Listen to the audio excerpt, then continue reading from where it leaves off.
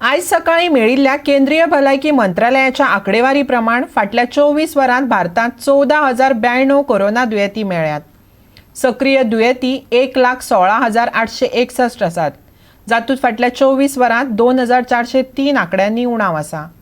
ते भायर केरळांत 12 जाणांक धरून वट्ट 41 जाणांक मरण आयलां।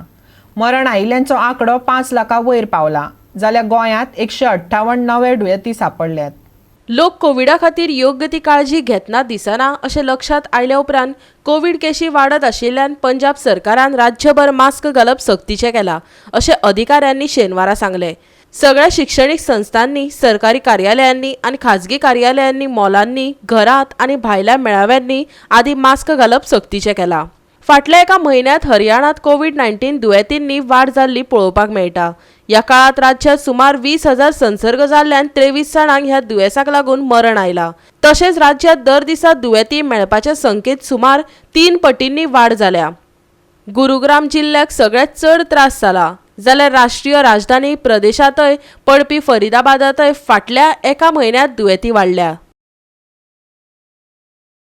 फाटल्या 24 वरांत नवे 14,092 दुयेंती, 24 वरांत 41 जाणांक मरण। दिसपट्टो पॉझिटिव्हिटी रेट 3.69%, सप्तकी पॉझिटिव्हिटी रेट 4.57%।